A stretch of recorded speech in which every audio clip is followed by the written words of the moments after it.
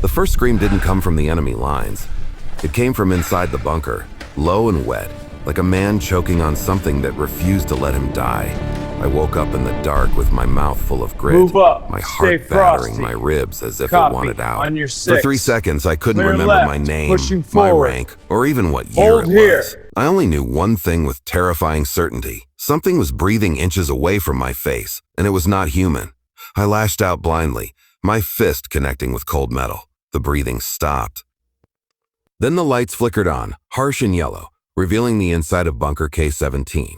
Concrete walls sweating with moisture, rusted pipes screaming overhead, and Sergeant Lewis staring at me from across the room, his eyes wide, his face pale beneath the grime. "Another nightmare?" he asked, though his voice trembled like he already knew the answer. I nodded, wiping blood from my lip where I'd bitten through it in my sleep. The breathing I'd heard hadn't been real. Not this time. But the smell was still there.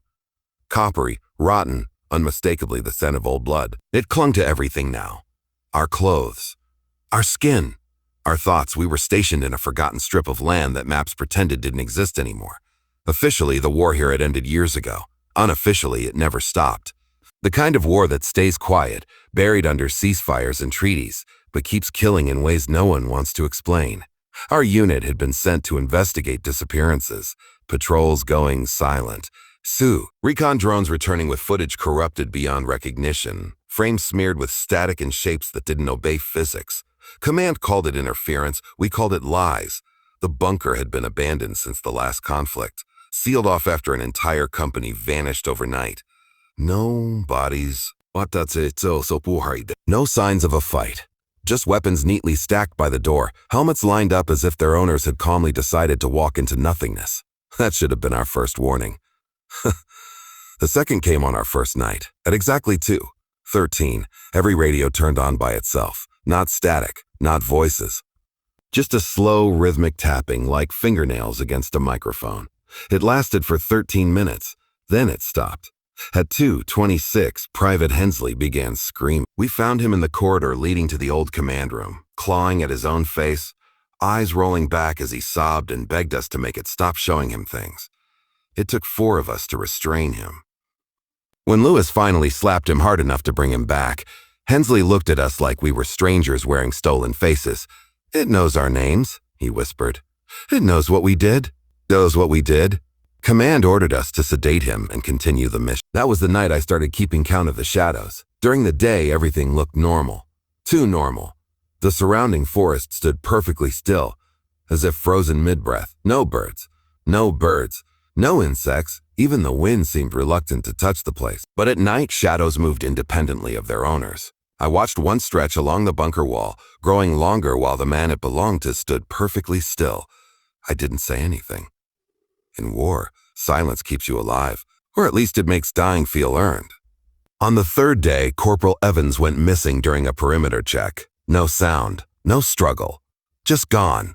His rifle lay on the ground, safety on, magazine full. We searched until dusk, calling his name, marking trees, pretending we weren't all thinking the same thing. The forest had swallowed him. That night, Evans came back. He stood outside the bunker entrance, knocking politely, his silhouette framed by moonlight. Through the reinforced glass, I could see his face. Or what was left of it. His eyes were wrong, too dark, too deep, like holes punched through his skull. His mouth moved out of sync with his words. "Let me in," he said calmly. "It's cold out here."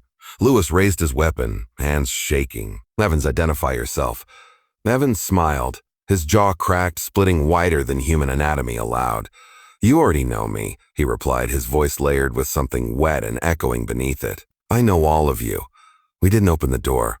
Evans screamed then, not in anger, in pain. A sound of something being torn apart slowly, deliberately. His body jerked backwards, dragged into the darkness by something we couldn't see. The forest swallowed him again, and the knocking stopped. No one slept after that. The dreams came anyway. I dreamed of villages we'd cleared, of doors kicked in, of hands raised too late. I dreamed of faces melting together, civilians and soldiers fused into screaming masses, pointing at me, accusing. When I woke, the bunker walls were covered in handprints, some human, some disturbingly not. By the 5th day, the radio started whispering, not constantly, just enough to make you question your sanity. voices mimicking loved ones. Old commanders, dead friends, always asking the same thing.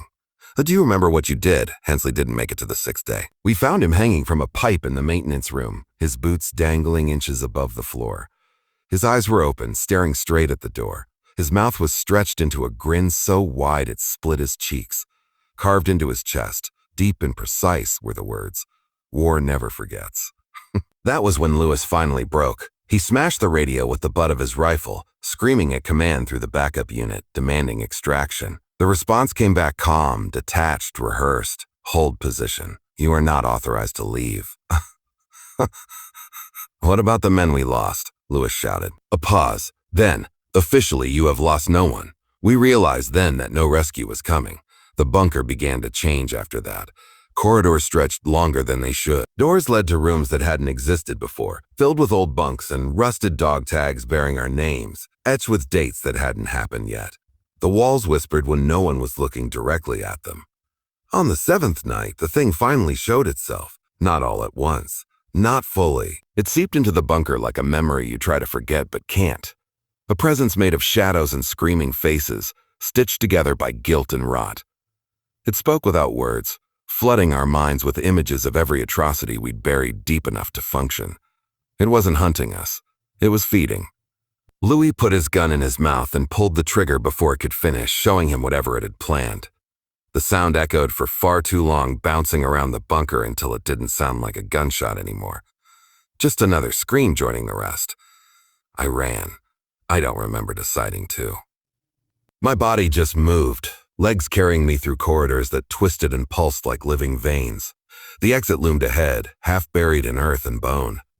As I burst into the open air, the forest roared to life behind me, branches snapping, something massive shifting through the trees. I didn't stop until dawn. They found me days later, wandering a road 50 miles away, barefoot and babbling about shadows that knew my name. The official report said I'd suffered acute combat stress. The bunker was sealed permanently. Classified, forgotten, but the war didn't end. I still hear the tapping at 2:13.